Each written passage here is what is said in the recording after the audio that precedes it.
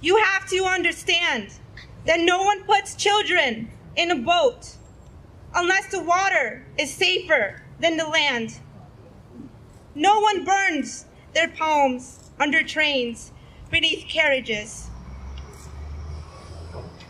No one spends days and nights in the stomach of a truck feeding on newspaper unless the miles traveled means something more than journey. No one crawls under fences. No one wants to be beaten, pitied. No one chooses refugee camps or strip searches where your body is left aching, or prison, because prison is safer than a city of fire. In my culture, children are considered holy because they're closest to our Creator, our God, Maheo. When children suffer, we suffer. Right now, we are suffering people, and that we need to find direction to follow your heart and to regain your spirit. The family separation occurring at the southern borders does not only affect us in Missoula County, within our state, or nationally. It is a global crisis. They are not called illegal aliens. They are called immigrant refugees. We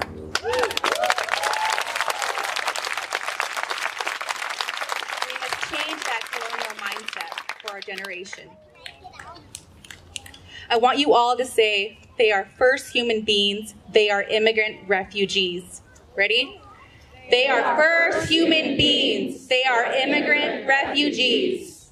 So recently I was driving down Highway 12, which is a 2-lane highway, and well, I wasn't driving, I was the passenger, which is important because when we got pulled over and the officer asked for the driver's license, it was like no big deal, right? That's protocol. But when the officer asked for my identification, told me that I needed to identify who I was, I knew that there was an issue. I knew that this was not legal. And when I told the officer that I needed to look for my identification in my belongings, she replied, "Do you have a weapon?" We have a rhetoric in our country around people of color, immigrants being criminals, and we need to destroy that rhetoric. My dad was deported for the first time when I was 1 year old, and he missed part of my life. And now he's going over it again with my younger sister that's 9 months old. And it breaks my heart that my dad is not able to see her first crawls, her first walk, because he's undocumented. He might be undocumented, but he's not a criminal. And none of the illegals or undocumented are criminals.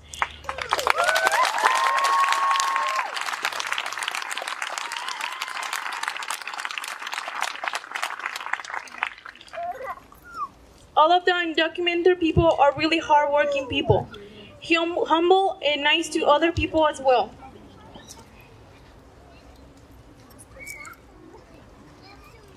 The reason why people migrate and to enter illegally is for a better life for our children, for a better life for our home. It's not because we want to take away jobs for other people. That's not the reason why. We all live surviving for our children, just like anybody else would like to provide food for their family. That's exactly what my family has been doing last year. I also want to tell you guys a little bit about Tomas.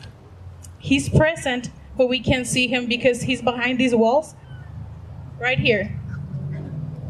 About 3 weeks ago, before he was getting ready to go to work, actually he was still sleeping in his tent, he heard some noise and he woke up to that noise. And it was immigration officers. He saw them and tried to run. Leticia and I came to see him last Saturday, and I asked, "Why did you run?" He said, "Because I still owe a lot of money in Guatemala and I have to pay that money." When we first walked in, I really had to hold my tears because I saw this fragile guy and I could see the pain he was going through. He had previously broken his wrist a year ago at work, and when the immigration officer got him, he threw him to the ground, and he said he felt like his wrist popped again. He was in pain. They tried to grab him on the ground and put his hands on the back, and what he just tried to do was pain response. He took his hand away because he said, "You're hurting me, please don't hurt me. I broke my wrist before." His charges right now are attacking an officer because he tried to take away his hand from getting hurt. Those are his charges. When they brought him here, he asked for medical care because when they got him up that day, they told him to go down on the ground again. He didn't understand, so what they did was kick him on his feet, and he fell back. And he says, "I just felt like my wrist broke." Now, after he came here, he asked for medical care. They did get him the medical care 5 days after. So he had to go through that pain. And now the victim is an ICE officer. I don't think that's right. When I was a child, there was nothing I could do to stop the abuse I suffered. I'm an adult now, and I will do everything in my power to stop our government from inflicting those abuses on immigrants.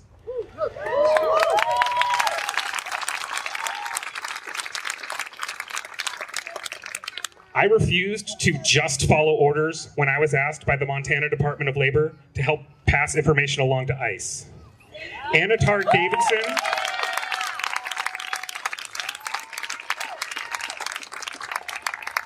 Davidson refused to just follow orders and quit instead of continuing to work in abusive shelters.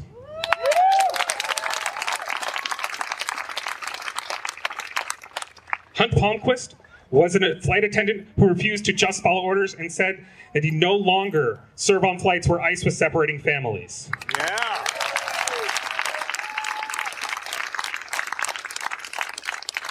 Former Border Patrol agent Jen Bund has asked current agents to refuse to just follow orders when they are asked to tear children away from their parents.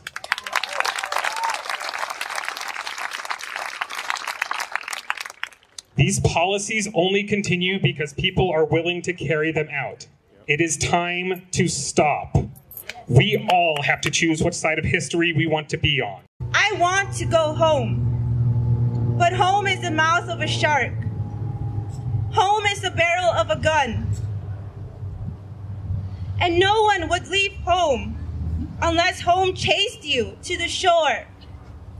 Unless home told you to quicken your legs, leave your clothes behind, crawl through the desert, wade through the oceans, drown, save, be hunger, beg, forget pride.